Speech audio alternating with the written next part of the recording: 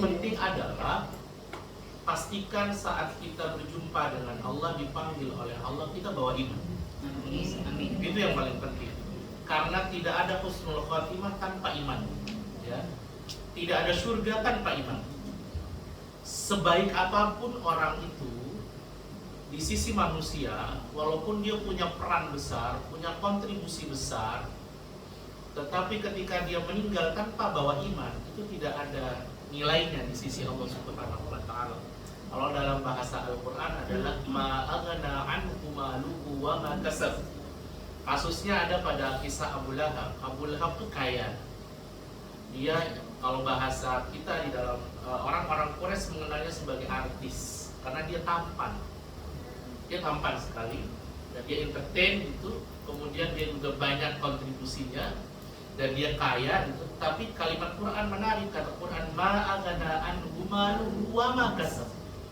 Apa yang dia miliki, apa yang dia ikhtiari, apa yang dia berikan kepada banyak orang, itu tidak ada gunanya di sisi Allah Subhanahu wa taala. Kenapa? Karena dia meninggal dalam keadaan tidak bawa iman. Ya.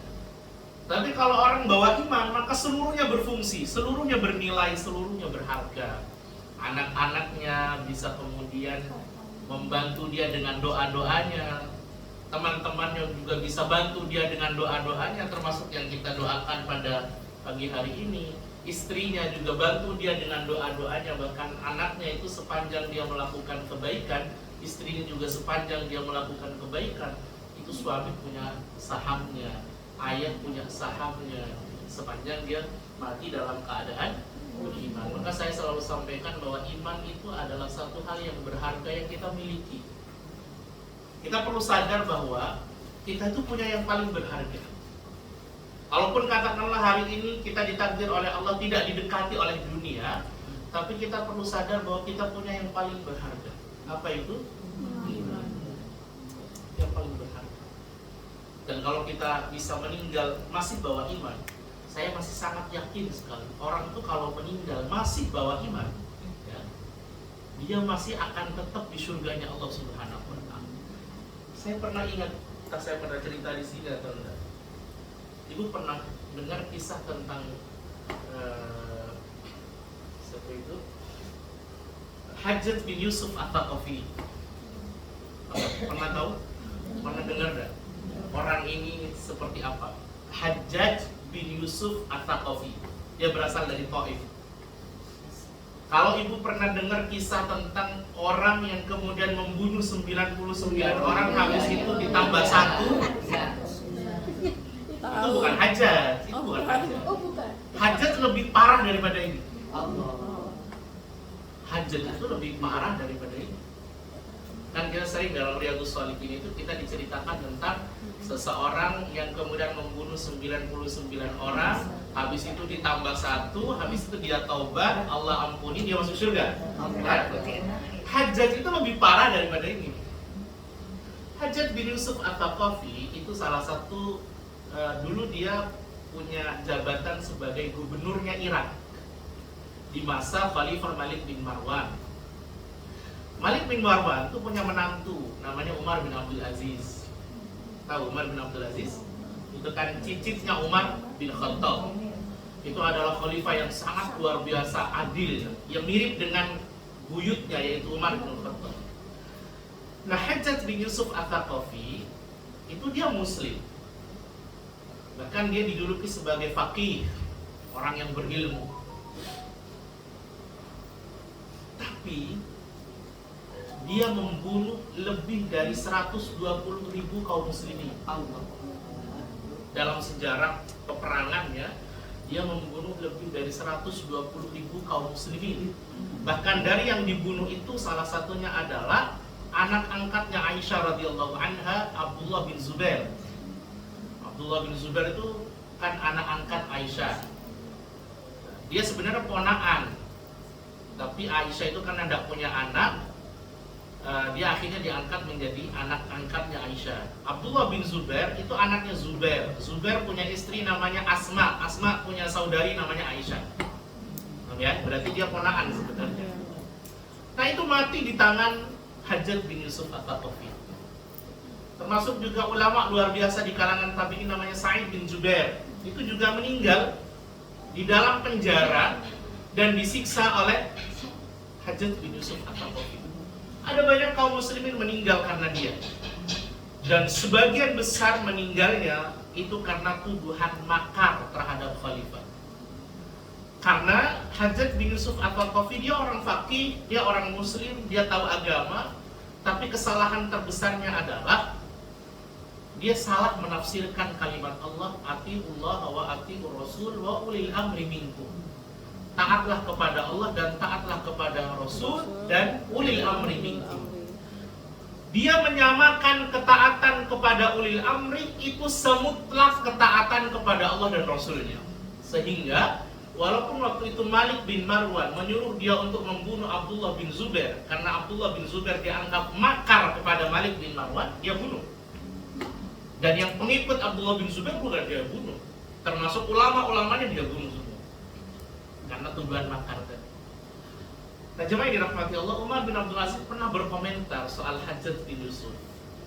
Kata Umar bin Abdul Aziz, karena Umar bin Abdul Aziz juga hidup sezaman dengan Hajjaj bin Yusuf.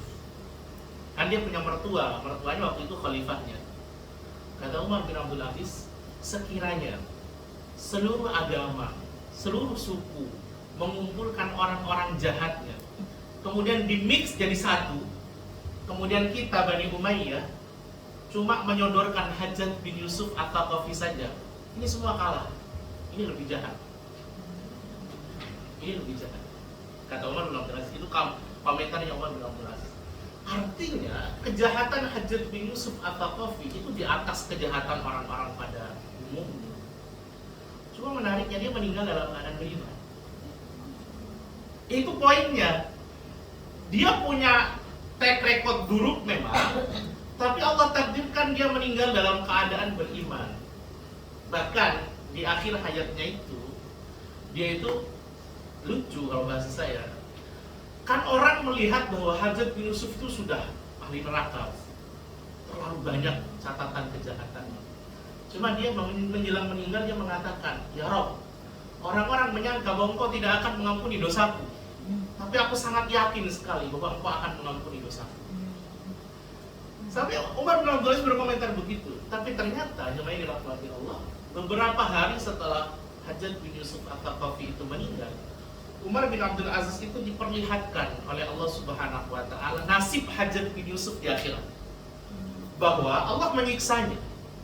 Allah menyiksanya sesuai dengan apa yang dia perbuat kepada orang-orang itu. Jadi kezaliman yang dia lakukan kepada orang itu, sekian banyak orang itu, Allah balas persis. Kalau dia membunuh dengan menusuk perutnya, Allah tusuk perutnya. Kalau dia membunuh dengan menggorok lehernya, Allah gorok lehernya berkali-kali sampai semuanya terbalaskan. Lalu kemudian Allah mengampuni dia dan memasukkannya di dalam surganya Allah Subhanahu wa Ta'ala. Poinnya cuma satu, dia mati masih bawa iman. Maka sejak saat itu Umar bin Abdul Aziz mengatakan, setelah saya bermimpi dan diperlihatkan oleh Allah tentang nasib Hajjaj As-Thaqafi di hari kiamat, saya jadi sangat optimis bahwa seluruh umat Muhammad yang dia masih bawa iman ketika matinya, dia masih pada akhirnya akan ditempatkan di surganya Allah Subhanahu wa Ta'ala. Asal mati masih bawa. Maka jangan terlalu gampang ngejudge orang ahli neraka. Jangan terlalu ringan. Lisan kita itu jangan terlalu ringan. Itu kemudian menyimpulkan bahwa orang itu ahli neraka. Kalau dia masih yakin dengan kalimat la ilaha illallah Muhammadur Rasulullah dan dia mati dalam keadaan membawa kalimat itu, insya Allah harapan ke surga yang masih sangat besar sekali. Tentu mampir atau tidak itu urusan belakangan nanti. Ya kalau banyak dosanya mampir dulu lah. Iya kan? Itulah kenapa kita hari ini tetap walaupun kita sudah beriman, kita sudah yakin tentang kalimat la ilaha illallah Muhammadur Rasulullah, kita tetap untuk meminimalisir melakukan dosa dan memperbanyak pahala agar kalaupun mampir tidak lama-lama, syukur-syukur dah. Tapi Tapi kalau masih mati dalam keadaan bawa iman, insya Allah masih tetap di surganya Allah Subhanahu wa Ta'ala. Saya masih sangat yakin. Dan itu diyakinkan lagi dengan apa yang terjadi pada Abu Thalib. Abu Thalib siapa? Pamannya Rasul. Abu Thalib itu kan, kalau bahasa saya, Rasul itu punya dua sayap dalam dakwahnya. Sayap yang pertama adalah Khadijah. Dan Khadijah berperan ketika Rasul masuk ke dalam rumah. Beliau yang kemudian menenangkan, mendukung, mensupport, all out lah. Intinya kalau masuk dalam rumah itu perannya Khadijah. Di luar rumah itu Abu Thalib.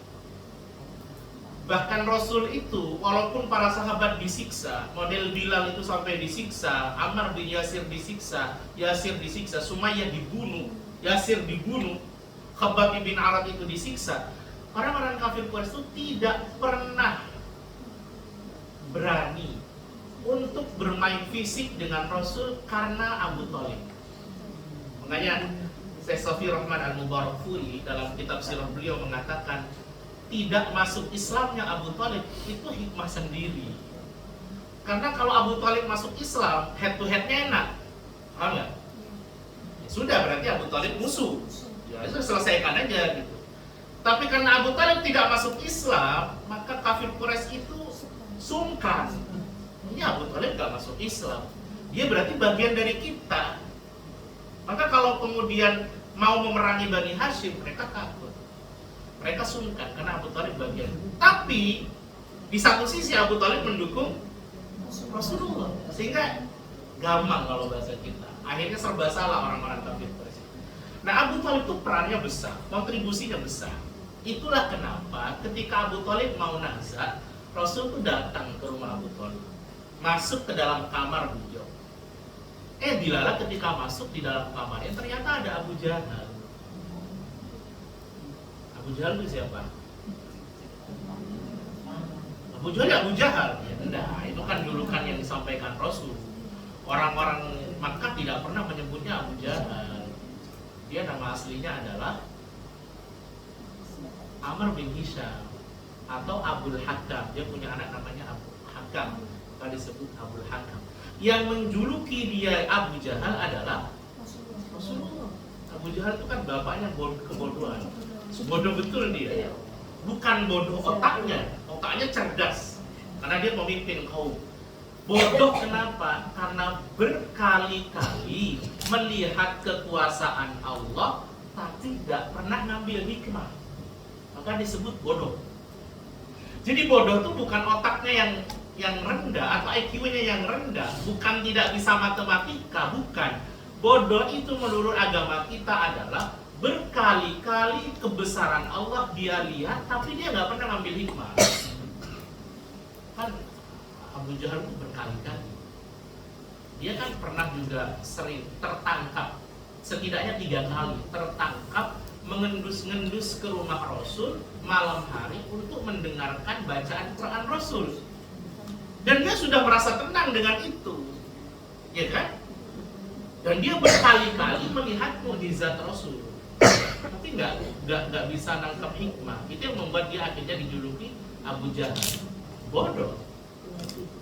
Tapi kalau urusan sosial, pintar, karena dia dijadikan sebagai pemimpin. Nah, saat masuk ke kamar Abu Thalib itu, Abu Jahal ada di situ ternyata menemani nazarnya Abu Thalib. Maka seperti perang dulu, perang talqin. Dulu tahu talqin? Kan orang kalau meninggal itu harapannya didampingi kan, kemudian ditalqin kan, dituntun untuk kalimat-kalimat baik. Maka waktu itu Rasul bilang sama Abu Thalib, ya ammi, duhai pamanku, qul la ilaha illallah ahajju laka indallah yaumil qiyamah. Wahai pamanku, katakan la ilaha illallah, tidak ada Tuhan selain Allah. Cukup katakan ini, aku yang akan membelamu nanti di hari kiamat. Aku akan mati-matian membelamu di sisi Allah Subhanahu wa Ta'ala. Asal kau katakan.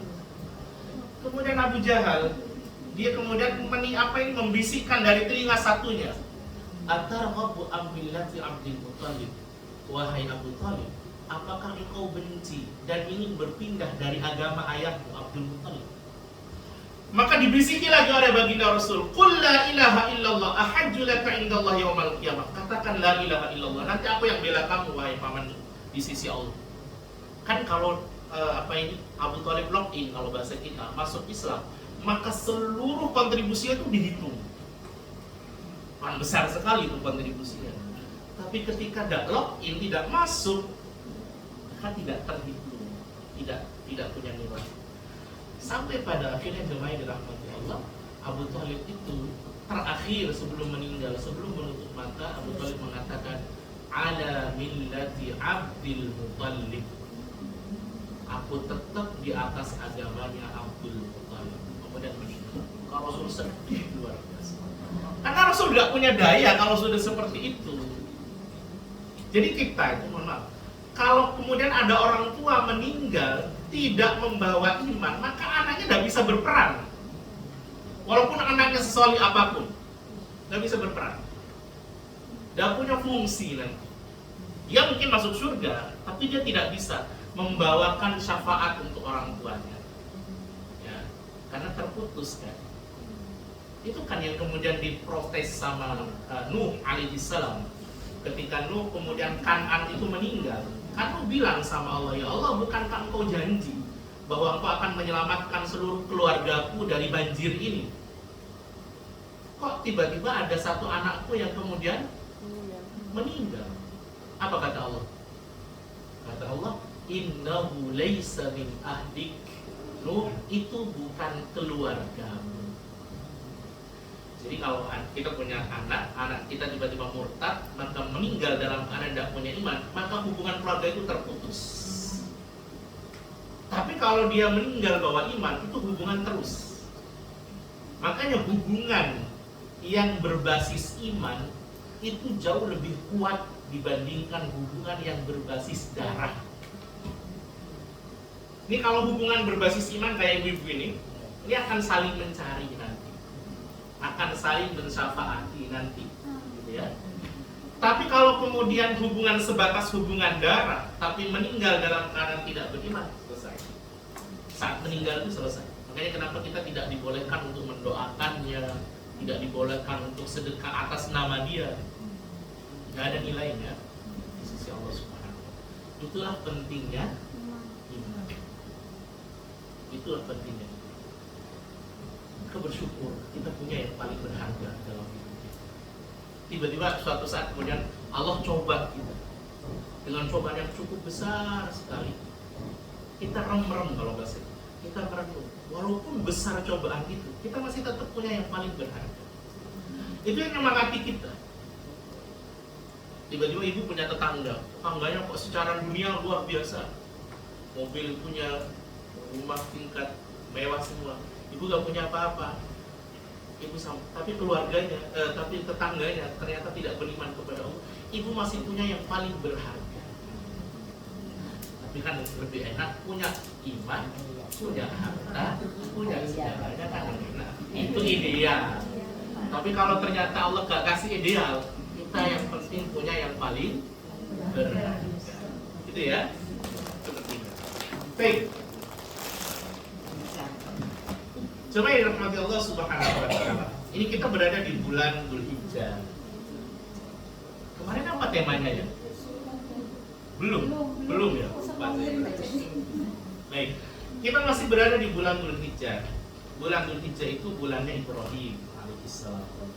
Kalau masuk bulan Dzulhijjah, dalam khutbah-khutbah Idul Adha, dalam ceramah-ceramah para ustadz, para ulama, para kiai, para asatidzah, itu banyak berkisah tentang itu.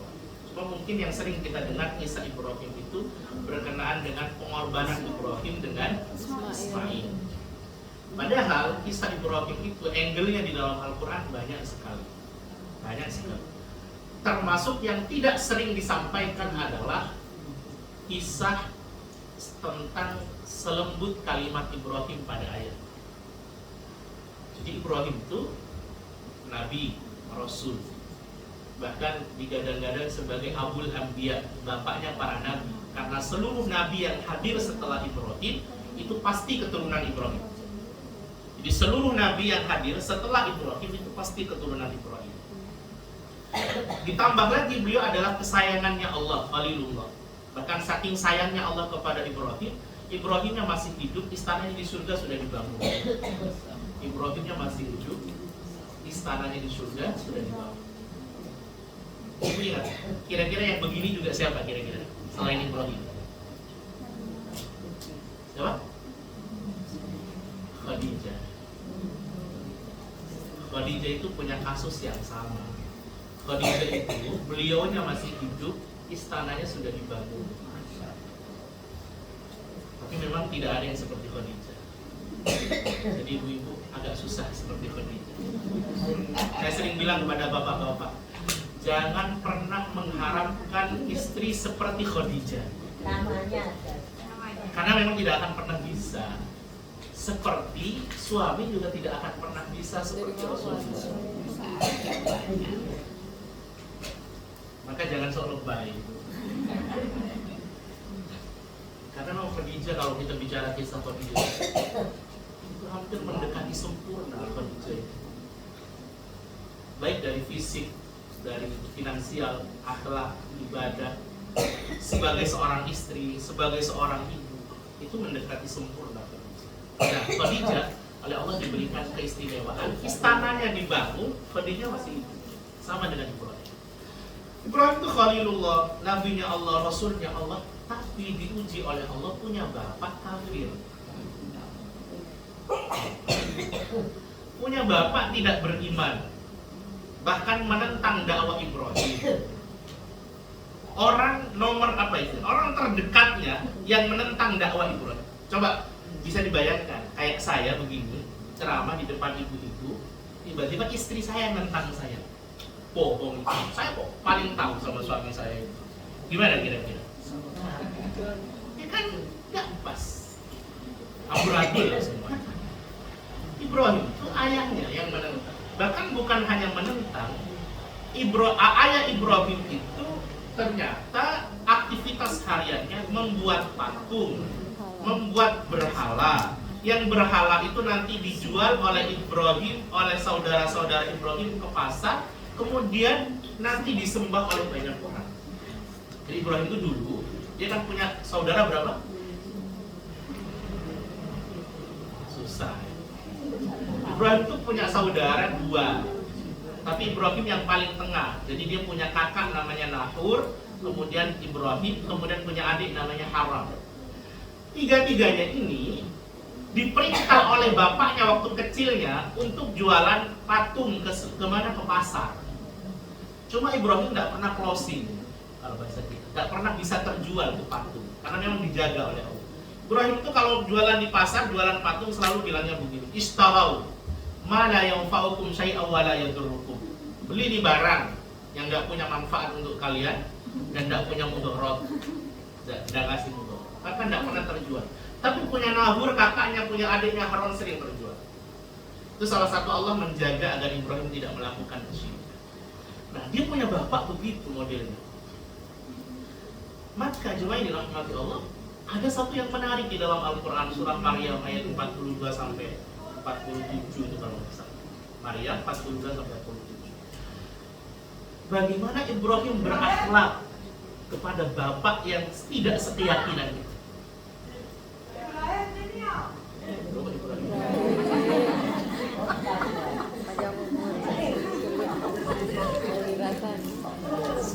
Bagaimana kemudian Ibrahim punya akhlak pada bapaknya yang tidak sekeyakinan itu, yang mestinya kita yang punya orang tua masih beriman, masih muslim, kita mestinya lebih berakhlak daripada Ibrahim, lebih punya potensi untuk berakhlak dibanding Ibrahim. Ibrahim itu ayahnya kafir. Tapi ketika Allah perintahkan kepada Ibrahim untuk berdakwah, lihat kalimat Ibrahim. Ibrahim mengatakan kepada ayahnya, "Ilqala li abihi ya abati." Dan ingatlah ketika Ibrahim berdakwah kepada ayahnya, dia bilang, "Ya abati." Wahai ayahku tercinta. Jadi kalimat ya abati itu adalah panggilan tertinggi dari seorang anak pada ayahnya. Kalau abi itu standar, normal, normatif kalau bahasa kita. Ya standar, wahai ayah. Tapi kalau sudah ya abati, itu artinya ayahku tercinta, ayahku tersayang, ayahku yang paling kubanggakan. Coba bayangkan. Padahal ayahnya menentang, ayahnya kafir. Kan mestinya kita jauh lebih lembut dong sama orang tua kita dibandingkan Ibrahim dengan latar belakang ayah yang seperti ini.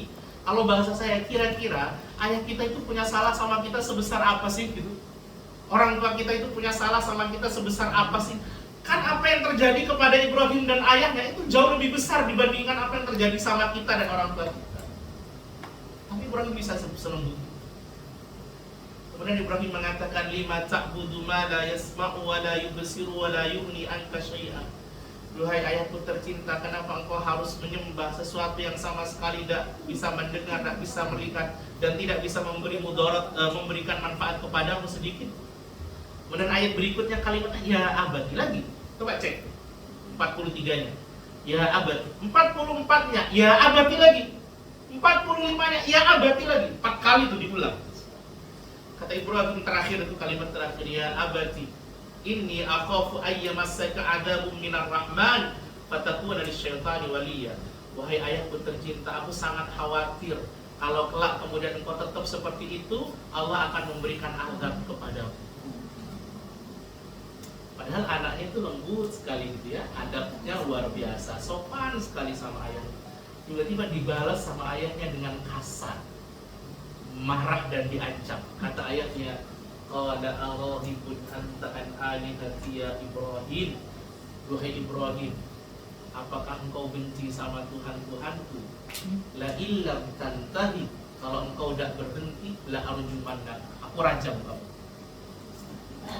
Tahu rajam? Iya. Kalau bahasa ayah ke anak, aku pukul kamu. Aku pukul kamu. Wahjurni malia, aku usir kamu. Aku pukul kamu, aku usir kamu dari bumi. Lihat, padahal dibalasnya dengan marah, dengan ancaman.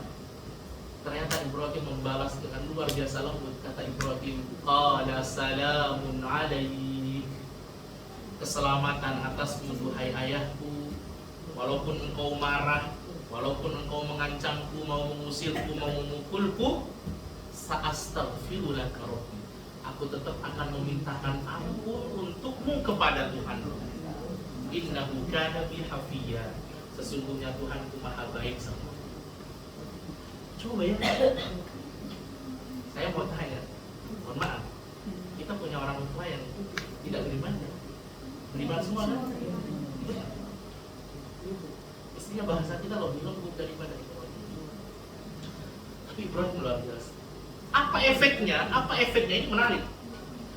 Efeknya dari apa yang kemudian dilakukan Ibrahim pada ayahnya, walaupun ayahnya tidak sekeyakinan, menentang, marah, mengancam, tapi ketika Ibrahim tetap lembut kepada ayahnya, tetap beradab sama ayahnya, Ibrahim mendapatkan hal yang sama dari Ismail.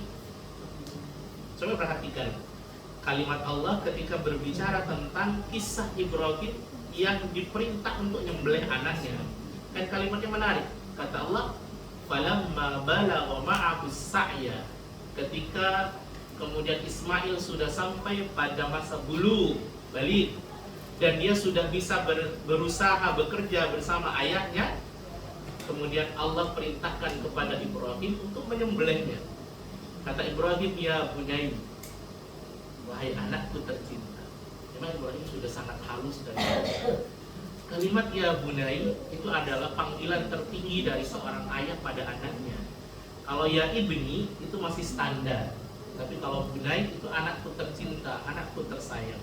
Ini arafil manam, sesungguhnya aku melihat dan diperintah di dalam mimpiku, anni adbahu, aku menyembelihmu. Fandur mada taro, coba lihat kira-kira bagaimana pendapat. Apa kalimat Ismail? Kata Ismail, ya abad. Persis apa yang pernah dikatakan Ibrahim kepada ayahnya, itu juga dikatakan oleh Ismail kepada Ibrahim. Padahal kontennya, itu konten kan niatnya membunuh.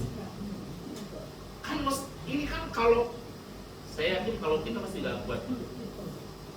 Kan mestinya Ismail tuh kalau bahasa kita, dia layak marah, dia layak untuk menolak, dia layak untuk gak mau gitu. Tapi ternyata Ismail dengan kalimat lembutnya, dia mengatakan, ya abati, duhai ayahku tercinta, if'al ma tu'mar, lakukan apa yang diperintah kepadamu, satajidu insyaallah minas sabirin, engkau akan dapati bahwa aku termasuk orang yang bersabar. Dari sini kita dapat satu pelajaran besar. Kadang sikap anak kepada kita itu cermin sikap kita sama orang tua kita. Betul. Kadang kejadian itu. Kalau kemudian hari ini anak kita kasar sama kita, coba ingat-ingat, jangan-jangan kita dulu juga pernah kasar sama orang tua kita. Kalau bahasa para ulama begini kalimatnya, man waqqara walidan razaqahumullahu waladan yuwaqqiru. Siapa saja yang tidak hormat sama orang tuanya, melawan, membentak, tidak bakti sama orang tuanya, maka Allah akan berikan dia anak yang juga melawannya, membentaknya, tidak bakti sama dia. Itu kaidahnya. Maka jangan keburu-buru menyalahkan anak. Bisa jadi kita sudah duluan melakukan itu sama orang tua kita, dan kita belum bertaubat, kita belum minta maaf sama mereka. Saya pernah dapat satu kisah yang menarik, bahwa ada orang tua, dia tinggal sama anaknya plus tinggal sama cucunya. Jadi ada cucu, ada ayah, ada kakek gitu kan. Nah, cuma dalam hati Allah Subhanahu wa taala, ayahnya ini menempatkan bapaknya karena sakit. Kebetulan bapaknya sakit, dia pesakitan. Pesakitan itu berarti dia hanya ada di atas kasur, dan itu cukup lama. Setiap malam biasanya ayahnya ini, jemaah dirahmati Allah, sering teriak. Dan itu sampai teriakan itu sampai kemudian ke kamar anaknya, dan itu mengganggu sekali si anaknya. Maka karena itu mengganggu dia sama istrinya, maka dia kemudian membuatkan satu kamar khusus untuk ayahnya di dekat kamar pembantunya, dekat gudang. Sehingga jemaah dirahmati Allah, kalau ayahnya malam-malam berteriak, itu yang dengar duluan pembantunya. Tahu juga pembantu kan dia memang tugasnya untuk kemudian melayani keluarga itu. Dan tidak terdengar sampai ke kamar anak. Rupanya itu terus terjadi dan dilihat sama cucunya. Dilihat tuh, oh, ayahnya kasar sama bapaknya, suruh itu dilihat. Sampai kemudian ayahnya meninggal, dia kan mulai tua, anaknya juga mulai tua. Qadarullah, Allah punya skenario yang luar biasa. Ternyata pas masa tuanya dia juga sakit yang sama, dan anaknya melakukan hal yang sama kepada orang tuanya. Ketika ditanya kenapa aku diletakkan di sini, kalimat anaknya menarik. Kata anaknya, dulu bapak juga melakukan itu sama kami. Jadi jemaah yang dirahmati Allah, jangan keburu nyalahkan anak. Kadang kita pernah melakukan hal yang sama sama orang tua kita. Saya pernah cerita di sini mungkin, dulu, tapi saya ingatkan lagi. Saya pernah mendengar kisah ini kisah nyata, sama seperti kisah. Ada penjual herban di Bekasi. Dia kebetulan penjual herban suka ngaji. Orang suka ngaji itu beda dengan yang nggak suka ngaji. Orang suka sholat dengan yang nggak sholat beda. Kenapa beda? Hatinya lebih lapang biasanya. Makanya kalau sholat, suka ngaji kok ngamuan, itu kemudian perlu dievaluasi. Berarti hatinya nggak lapang-lapang. Salah satu efek orang sholat, orang ngaji, orang berbuat baik itu adalah hatinya lapang. Efek yang paling bisa dirasakan. Sehingga biasanya dia bisa menampung masalah, bisa lebih sabar. Bukan tidak dapat masalah. Orang sholat tuh, orang ngaji itu bukan tidak dapat masalah. Setiap kita pasti ada masalah. Ibu kan tak liatin banyak masalah gitu kan ya. Ya baca. Kan setiap kita pasti punya masalah. Saya juga punya masalah. Kita datang ke sini dengan masalah kita masing-masing gitu kan. Cuma bedanya kalau kita itu orang sholat, orang taat sama Allah, itu cara nyikapinya pasti beda. Mungkin masalahnya sama, tapi cara nyikapinya pasti beda. Saya kok yakin begitu. Kenapa? Salah satu perbedaannya, dia punya dada yang lebih lapang, sehingga dia bisa nampung masalah lebih besar. Tapi kalau orang itu tidak sholat, tidak ngaji, tidak beramal solih, dia punya hati yang sempit, minimal itu. Karena dia hatinya sempit, maka dia kalau masalah sedikit saja itu jadi besar. Karena hatinya sempit. Maka masalah itu besar kecilnya, itu bukan soal masalah, tapi soal hati. Selapang apa kita bisa nampung itu. Karena kadang kita melihat, ada banyak sebenarnya orang, banyak masalah ada. Tapi kita nggak punya masalah. Kuat gitu. Saya pernah punya guru, Masya Allah. Saya sangat kagum sekali dengan beliau. Setiap hari punya masalah ginjal. Kemudian setiap melahirkan, istrinya itu selalu melahirkan prematur. Bahkan anak yang terakhir itu prematur sekali, sampai harus berbulan-bulan ada di mana? Inkubator. Sempat divonis bahwa itu akan besar dalam keadaan tidak normal. Tapi ternyata sekarang mau kemana? Tapi setiap saya ketemu beliau, karena dulu saya ngaji dengan beliau, itu saya seperti tidak melihat beliau punya masalah gitu. Kuat sekali. Karena memang ahli sholat, ahli pengajian, ahli taat sama Allah. Masa itu kalau dipegang sama orang yang kemudian gak ahli sholat, saya nggak yakin itu sekuat itu. Paling dia ceraikan istrinya. Atau mungkin dia sudah terlantarkan anaknya. 5 anak itu hampir semuanya prematur. 5 anak. Bukan hanya 1, 5. Tapi sekarang tumbuh besar normal semua. Insya Allah. Solid. Jadi bisa jadi masalahnya sama, tapi karena kelapangan hatinya berbeda, jadi dia bisa menampung masalah lebih besar. Maka kadang bukan masalahnya yang besar, tapi hati kita yang tidak terlalu besar untuk menampung masalah-masalah besar. Sehingga masalah kecil pun punya potensi besar ketika hati kita nggak lapang. Makanya salah satu keuntungan sholat itu, ngaji itu adalah punya hati yang lapang. Tapi kalau sudah sekian tahun sholat, sekian tahun ngaji, kok nggak lapang-lapang hatinya, itu dievaluasi. Jangan-jangan ada yang salah dengan sholat kita, dengan niat kita, dan lain sebagainya. Nah, tukang herbal itu dia ahli sholat, ahli ngaji. Tiba-tiba dia datang pelanggannya. Kemudian pelanggannya itu tiba-tiba kelihatan kusut, gelisah kayaknya. Berarti ada masalah. Ya kan kalau orang kusut, gelisah itu kelihatan. Ya, ada masalah. Makanya kalau masalah kita kadang udah besar gitu, kadang orang nangkep ini pasti punya masalah. Gak biasanya kayak gitu. Maka tanyalah penjual herbal tadi, Pak, kayaknya sampai punya masalah ya. Kok tahu sama dia wajahnya kayak banyak masalah. Apa masalahnya kok sampai sepertinya kusut banget? Dia bilang, saya punya anak sematawayang, satu-satunya. Tapi Allah jadikan anak saya itu cobaan buat saya sama istri saya. Loh, kita ini setiap orang beriman tuh yakin betul lah bahwa anak itu cobaan kan? Paham nggak bahwa anak itu cobaan? Tapi kalau sampai ada orang curhat sama orang lain bahwa anaknya cobaan baginya, kira-kira seperti apa? Kita terlalu anak.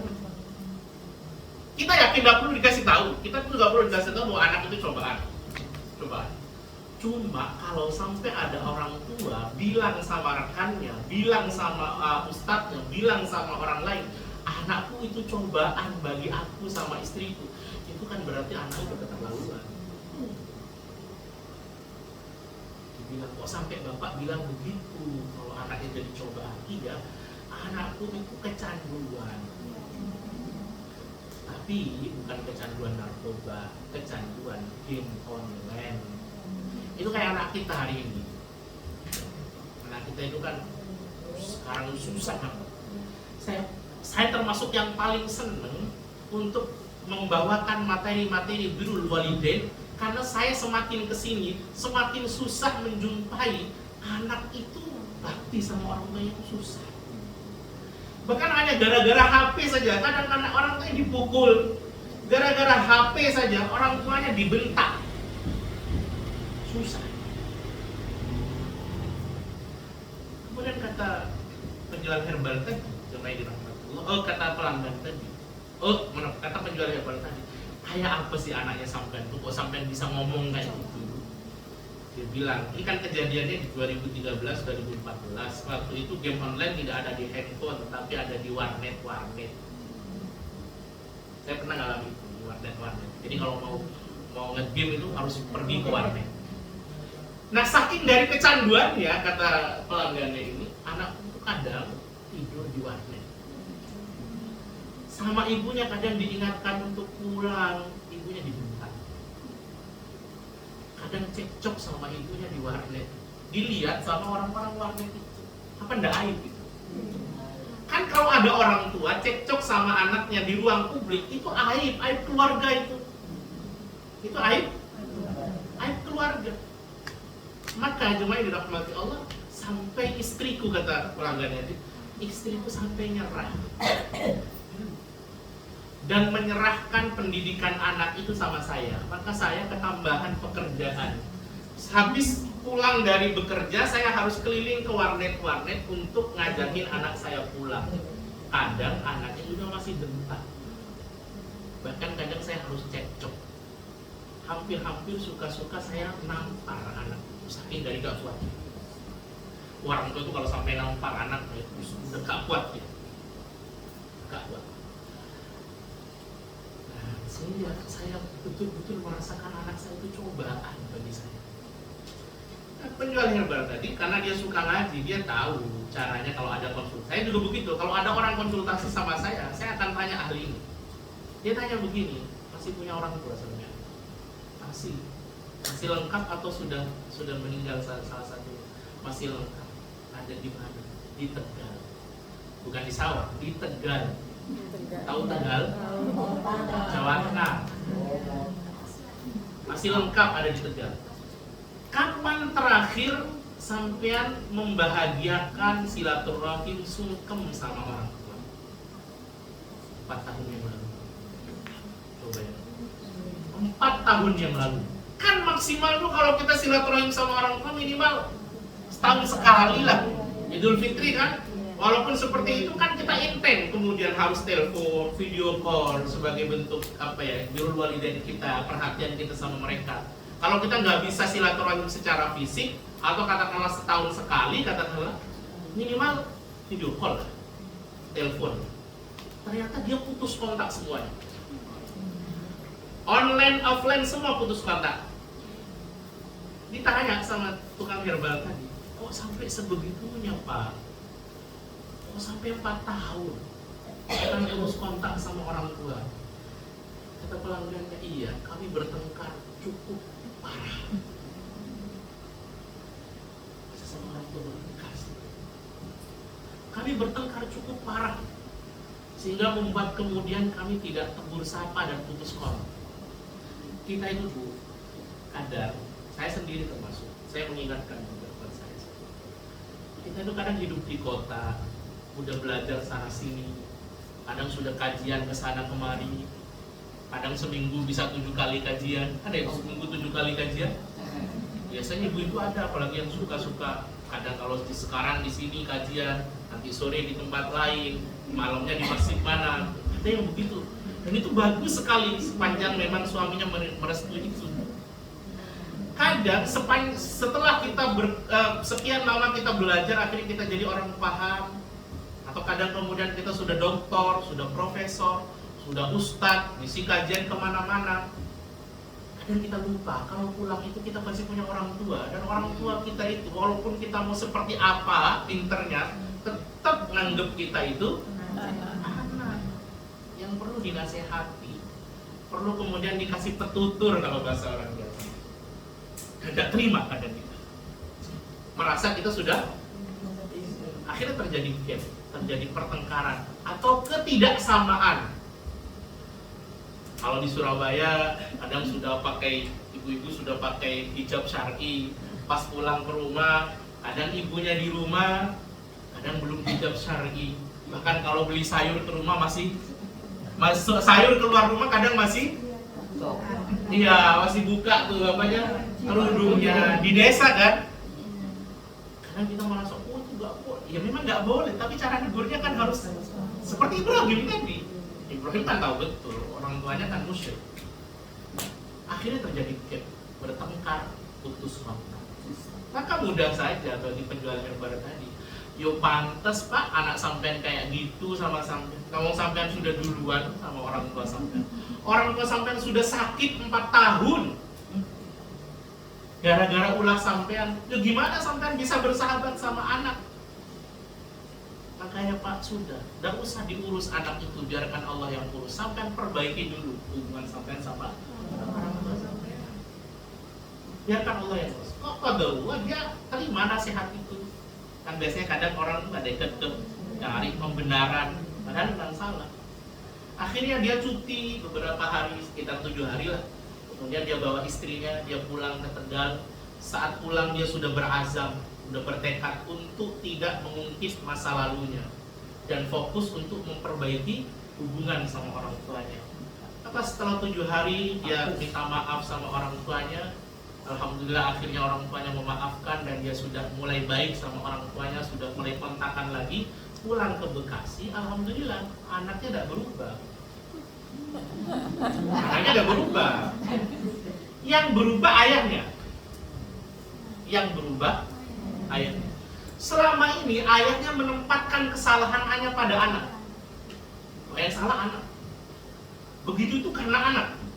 Sekarang dia mulai sadar bahwa sebelum anaknya menyakiti dia sudah menyakiti orang tuanya. Maka dia mulai sabar menghadapi anak. Kayak kalau kita itu menganggap anak itu serba salah atau tempat kesalahan, kita akan ngamuk terus sama anak kita. Dikit-dikit marah, dikit-dikit ngamuk. Ya sering apa guys? Sesekali lah kita perlu mikir, jangan-jangan dulu aku kayak gitu juga ya. Kan akhirnya kita lebih sabar. Ya anakku begitu karena dulu aku juga begitu. Ini cara saya untuk diampuni sama Allah Subhanahu wa Ta'ala. Kan dulu orang tua kita juga nggak cerita mungkin sama kita seberapa nakalnya dulu kita waktu umur 10, umur 12, umur 15. Nah akhirnya jemaah dirahmati Allah, ayahnya mulai sadar, mulai paham bahwa anaknya begitu itu karena juga perang dia. Maka dia mulai tidak lagi ngamuk-ngamuk, mulai punya rasa sabar. Puncaknya setelah 6 bulan, setelah dia melihat rupanya anaknya itu tidak sering berada di warnet, justru lebih banyak ada di kamarnya. Ketika suatu siang ayahnya masuk ke kamarnya karena sudah tidak seringan di warnet kan, dia masuk ke kamarnya. Kemudian dia bilang begini, "Le, gak main Pak. Kalau udah punya duit, ini bapak kasih duit." Kata anaknya, "Enggak ya, bosan." Kan itu kalimat yang ditunggu-tunggu sejak lama. Dan kalimat itu, rasa itu bahwa Allah susupkan ke dalam hati anaknya itu setelah orang tuanya selesai sama baik. Artinya ini sangat punya potensi besar terjadi kepada kita juga, bahwa bisa jadi sikap anak kita kepada kita hari ini itu adalah sikap kita sama orang tua kita juga. Makanya kalau masih punya orang tua, berbuat baiklah sebanyak-banyaknya. Terutama kenalkan anak kita sama orang tua kita, biar orang tua kita menceritakan sama anak kita kebaikan kita. Itu penting sekali. Ya, biar orang tua kita menceritakan kebaikan kita, sikap kita kepada mereka, kepada cucunya. Agar itu juga yang akan dilakukan oleh anak kita pada kita. Apalagi kalau kita tinggal jauh dengan orang tua kita. Sesekali kita pulang, itu kalau bisa cucu dengan nenek itu, kakek dengan nenek itu harus akrab. Dan perbuatan baik kita sama orang tua itu terlihat sama, bukan ria, tapi untuk ngajari mereka cara bersikap sama orang tua. Kalau setiap datang kita ketemu sama orang tua kita tengkar terus sama mereka, anak kita melihat itu,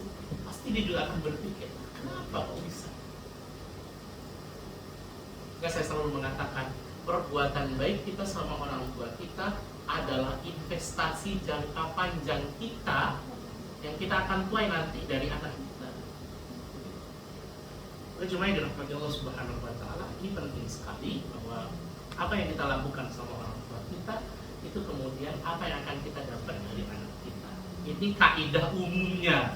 Kalau ternyata tidak seperti itu, ya bisa jadi ini pengecualian, tapi biasanya seperti itu. Belajar dari Ibrahim juga seperti itu. Kemudian yang terakhir, jemaah dirahmati Allah, ada satu kalimat dari baginda Rasul. Kalimat ini menarik sekali. Rasul itu melalui Abu Hurairah pernah menyampaikan satu kalimat kepada para sahabat. Kata baginda Rasul, "Rahima anfu rajul." Celaka orang itu, rugi orang itu. Sebenarnya kalimat celaka itu bisa dengan halaka atau bisa khosaro. Minal khosirin itu kan orang yang rugi. Minal halikin orang yang. Tapi Rasul pakai kalimat rahima anfu rajul.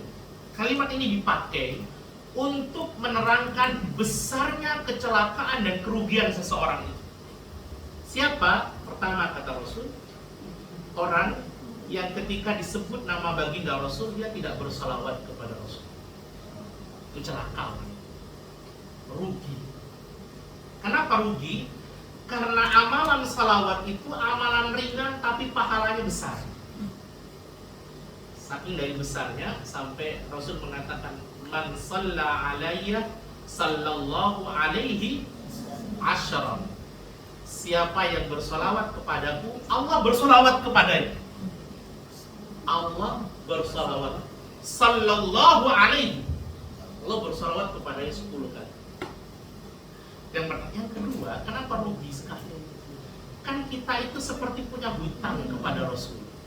Merasa nggak kalau kita punya hutang sama Rasul? Hutang kita besar sama beliau. Merasa nggak? Bukan hutang duit, hutang duit kecil. Kita punya hutang ideologis, akhlak pada baginda Rasul. Rasul itu kalau kita baca sirahnya, dengan saya beberapa di majelis-majelis saya bicara tentang sirah. Kalau kita belajar sirah Rasul, kita akan mendapati Rasul itu sebenarnya kalau hanya memikirkan diri beliau sendiri, beliau adalah orang yang paling bahagia luar biasa. Duit punya. Rasul setelah nikah dengan Khadijah, duitnya triliunan. Saya katakan triliun, bukan hanya miliar, triliun. Karena Khadijah itu adalah wanita terkaya di Mekah. Kemudian yang kedua, Rasul itu hidup dengan berbagai macam pujian. Siapa yang tidak mengeluh-elukan Rasul? Seluruh orang di Mekah tahu tentang kebaikan Muhammad. Sebelum Rasul diangkat jadi utusan kan. Jadi beliau tuh udah sangat luar biasa, hidup tuh penuh dengan pujian. Duitnya banyak, ganteng, keluarganya harmonis, semuanya adem, ayem, nyaman. Sekiranya beliau hanya berpikir urusan pribadi, mestinya beliau sudah sangat bahagia. Tapi beliau ternyata memikirkan kita. Beliau tuh memikirkan kita. Beliau sampai berkorban, harus berdarah-darah, harus menangis, harus terluka. Itu cuma mikirin kita, agar Islam itu terus berlanjut syiarnya, agar orang-orang menyembah Allah Subhanahu wa taala. Kan sebenarnya kalau beliau hanya ingin surga, jemaah dirahmati Allah, selesai, gampang. Makanya kita tuh punya hutang besar kepada Rasul. Benar, ini ngajarin dulu. Kita itu punya hutang besar kepada Rasul. Kita tahu ini halal, ini haram kan karena wasilah Rasul. Karena wasilah Rasul. Kok ini kemudian nama Rasul disebut di tengah-tengah kita, kita nggak ingat sama beliau, nggak baca salawat sama itu, rugi sekali. Ditambah amalan baca salawat itu amalan besar. Allah itu jemaah dirahmati Allah, nyuruh kita salat tapi Allah nggak salat. Allah itu nyuruh kita puasa, Allah nggak puasa. Allah nyuruh kita bersedekah, Allah nggak sedekah. Tapi giliran Allah nyuruh kita bersalawat, Allah bersalawat dulu. Kalau kalimat Allah, Innallaha wa malaikatahu yusalluna 'alan nabi ya ayyuhalladzina amanu sallu 'alaihi wa sallimu taslima. Sesungguhnya Allah dan para malaikat yang bersolawat kepada baginda Rasul. Wahai orang-orang yang beriman, bersolawatlah kepada Rasul. Saking dari tingginya amal. Itu rugi sekali. Kemudian yang kedua, kata baginda Rasul, rahima'an furajul, celaka sekali orang itu. Siapa? Orang yang diberikan kesempatan masuk di bulan Ramadan, tapi keluar dari bulan Ramadan gak diampuni. Diberi umur sampai masuk ke bulan Ramadan, tapi keluar dari Ramadan gak diampuni. Itu celaka sekali, itu rugi besar, keterlaluan sekali, dan kebangetan. Kenapa? Satu, Ramadan itu bulan rahmat. Orang yang awalnya males ibadah jadi semangat ibadah kalau Ramadan. Ramadan itu ampunan Allah terbuka lebar-lebar. Terbuka lebar-lebar. Kenapa kalau Ramadan itu kita kemudian semangat ibadah? Karena rahmat Allah tercurah. Di samping pula lingkungannya, atmosfernya mendukung sekali. Apalagi di Ramadan ada Lailatul Qadar. Ya kan? Kan mudah dapat Lailatul Qadar. Mudah apa susah? Kok bisa susah? Mudah lah. Saya nggak pernah jelaskan dari sini mudahnya dapat Lailatul Qadar. Mudah dapat Lailatul Qadar itu. Kalau bahasa saya, asal kita menjaga hati, sholat maghrib, sholat isya, sholat tarawih, baca Quran, sholat subuh sepanjang 10 terakhir Ramadan dapat. Nah, kalau kemudian ada orang nggak dapat Lailatul Qadar, itu kebangetan sekali. Saking dari kebangetan, mungkin dia itu setahun itu penuh dengan dosa. Akhirnya di 10 terakhir Ramadan Allah nggak gerakkan hatinya. Mestinya dia di malam-malam 10 terakhir Ramadan dia beribadah, justru dia bermaksiat. Kan berarti sama Allah diharamkan. Allah nggak sudi menerima orang ini. Berarti udah kebangetan dia. Nah, kalau kemudian sudah ada Lailatul Qadar, rahmat Allah tercurah, lingkungan luar biasa, kok tidak diampuni, kan berarti kebangetan. Ruginya besar-besar, celakanya luar biasa. Ya. Kemudian yang terakhir, ini yang sesuai dengan konteks kita. Rahima'an furajul, kata Rasul, celaka orang itu. Sungguh besar kecelakaan orang itu. Siapa itu? Orang yang dia diberikan oleh Allah kesempatan di mana orang tuanya menua dalam tanggung jawabnya, tapi tidak membuat dia masuk surga. Itu celaka sekali. Itu rugi sekali. Bukankah orang tua itu adalah pintu yang paling mudah untuk diakses menuju surga? Iya kan? Kan paling mudah. Saya sering bilang begini, orang itu kalau kemudian bakti sama orang tua itu semestinya sudah. Kenapa? Karena dia punya hutang banyak sama orang tuanya. Itu mesti sudah normal begitu. Orang itu bakti sama orang tua. Itu memang semestinya, seharusnya begitu. Kalau dia gak bakti itu gak normal. Dia gak mikir berarti. Dia punya hutang banyak sama orang tuanya. Kita ini kan punya hutang banyak sama orang tua kita. Mulai dari sejak kandungan sampai pencapaian kita hari ini itu kan kalau gak ada orang tua gak mungkin. Mulai dari mengandung, melahirkan, membesarkan, nyekolahkan, ngasih makan, dan berbagai macam. Itu kan hutang banyak. Yang sampai kata baginda Rasul gak mungkin itu bisa dibalas. Ada satu cara membalas hutang orang tua. Apa itu? Ada yang tahu? Rasul yang mengatakan ada satu cara untuk membalas hutang orang tua, yang kalau kita bisa melakukan ini, maka hutang kita kepada orang tua itu nol. Apa itu? Kata Rasul, hutang kepada orang tua itu baru bisa terbalas kalau kamu menjumpai orang tuamu sebagai orang budak, sebagai budak, lalu kamu merdekakan. Pertanyaannya, ada orang tua yang hari ini jadi budak? Bukan pembantu, beda ya. Pembantu dengan budak itu beda. Budak itu di masa lalu itu dibeli. Karena dia dibeli, dia kayak barang. Kan kita beli handphone ini, mau kita pecahkan, mau kita lempar, itu tergantung saya karena saya beli. Budak itu juga begitu. Kalau saya beli budak, mau saya tampar dia, mau saya suruh dia lembur, bahkan mohon maaf, mau saya suruh dia melacur, itu boleh. Karena budak itu kayak barang. Dia tidak punya dirinya sendiri. Yang memiliki dirinya adalah majikannya, tuannya.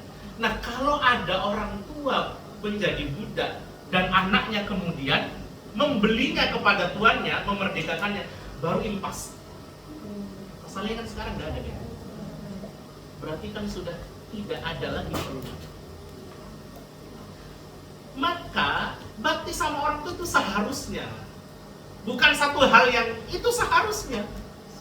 Justru kalau nggak bakti itu nggak normal. Itu nggak normal, berarti nggak mikir. Seperti apapun orang tua kita, saya katakan seperti apapun orang tua kita. Ustaz, saya punya orang tua, Ustaz. Itu kalau sudah minta-minta, saya pernah dicurhatin begitu. Saya agak nongol juga. Mendengar curhatan itu saya nggak terima. Saya punya orang tua, Ustaz. Kami 5 bersaudara, Ustaz. Punya orang tua sudah sepuh, Ustaz. Kalau udah minta-minta, Ustaz, harus ada. Kalau nggak ada, ngamuk. Bahkan kalau terlambat, dibuang. Kami nggak mampu ngurus, Ustaz. 5-5-nya kami menyerah ngurus orang tua kami, Ustaz. Saya waktu itu cuma sederhana saya jawab, Ibu nggak ingat? Dulu ibu juga kayak gitu kok. Ibu dulu minta sesuatu sama orang tua, ingat es tung-tung, tung-tung, atau mainan akang-akang atau lele yang itu kan kadang kita minta sama orang tua kita, gak dikasih, kita nangis-nangis kok. Iya kan? Nangis sampai kemudian gulung-gulung. Lama nangisnya. Pas dikasih sudah gak mood, dibuang. Kan sama aja. Cuma orang tua kita gak pernah menyerah kok kemudian mendidik kita. Nah ini gimana sampai 5 saudara menyerah gitu. Jadi saya selalu mengatakan, orang tua itu mau seperti apa? Seperti apa? Maaf, walaupun orang tua kita gila, kita masih punya hutang banyak sama. Jangan sampai kemudian kita melempar, membuang orang tua kita.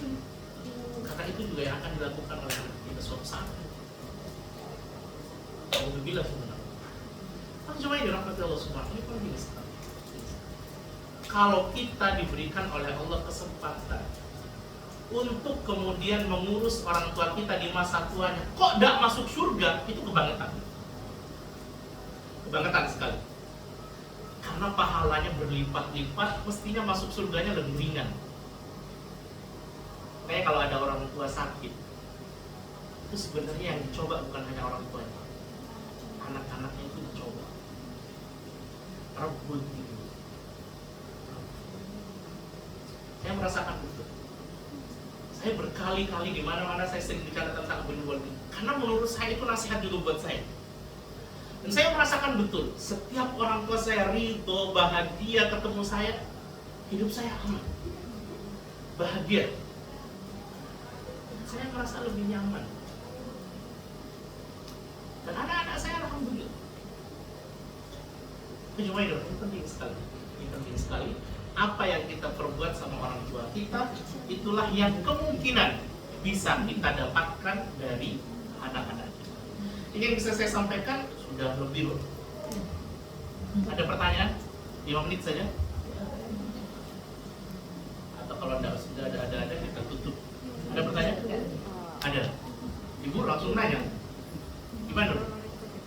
Seandainya orang kita sudah meninggal, orang tua kita sudah meninggal, kita kan nggak bisa ini sama orang tua. Terus? Apa aman kita, langkah kita untuk ini dari orang tua? Jadilah anak yang soleh. Itu saja. Masih kecil udah ditinggal gitu.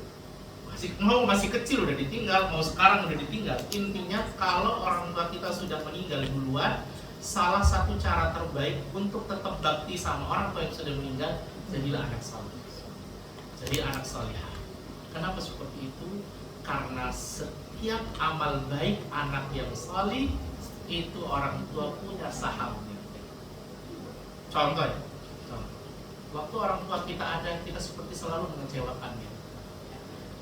Kita nakal yang luar biasa. Dinasehati gak pernah masuk. Orang tua kita kecewa sama kita. Tiba-tiba dia meninggal duluan. Dan saat dia meninggal beberapa lama setelah itu kita sadar, kita tobat sama Allah. maka setiap kebaikan yang kita lakukan itu orang tua kita dapat. Sholat kita, jadi dia seperti nungguin kalau bahasa kita. Setiap hari anak saya kirim apa sama saya, kayak orang mondok gitu. Anak saya kirim apa? Dia kirim pahala sholatnya, dia kirim pahala sedekahnya, dia kirim pahala puasa. Seluruh amal soleh kita, orang tua kita dapat otomatis. Jadi mau kita khususkan, mau kita tidak khususkan, itu nyampe otomatis. Apalagi anaknya sendiri nyampe. Makanya cara terbaik berbakti sama orang tua yang sudah meninggal adalah jadilah anak yang saleh. Jangan sampai orang tua kita menangis di dalam barzahnya karena orang tua kita melihat kita berbuat maksiat setiap hari, tidak pernah mengirimkan kebaikan-kebaikan kepada mereka. Ingat loh, orang yang ada di barzah itu melihat yang ada di dunia, terutama keluarga, anak-anaknya. Kayak dia nungguin apa yang kita kirim setiap hari. Bacaan Quran kita mungkin, salat kita mungkin, gitu ya, doa-doa kita mungkin, gitu ya, sedekah-sedekah kita. Itu ya. Yes, ini yang bisa saya sampaikan. Kita akhiri dan sama-sama belajar kepada Allah Subhanahu wa taala. Allahumma rabbana zalamna anfusana wa in lam taghfir lana wa tarhamna lanakunanna minal khasirin. La ilaha illa anta subhanaka inna kunna minadh dhalimin. Allahumma ij'alna wa awladana wa ahlana wa azwajana wa dhurriyyatina wa talamiذana wa mashayikhana min ahli dini wa ahli khair. Wa la taj'alna wa iyyahum min ahli syarri wa dhayr. Waj'alna wa iyyahum min ahli al-Qur'an wa ahli al-Qur'an. اللهم إنا نسألك حسن الخاتمة ونعوذ بك من سوء الخاتمة. اللهم إنك عفو تحب العفو فاعف عنا. اللهم ربنا اغفر لنا واغفر ذنوب والدينا وارحمهم كما ربونا صغارا. ربنا هب لنا من أزواجنا وذرياتنا قرة أعين واجعلنا للمتقين إماما. ربنا آتنا في الدنيا حسنة وفي الآخرة حسنة وقنا عذاب النار. ادخلنا الجنة مع الأبرار يا عزيز يا غفار يا رب العالمين. صلى الله على سيدنا وحبيبنا وقرة أعيننا محمد وعلى آله وصحبه أجمعين. الحمد لله رب العالمين.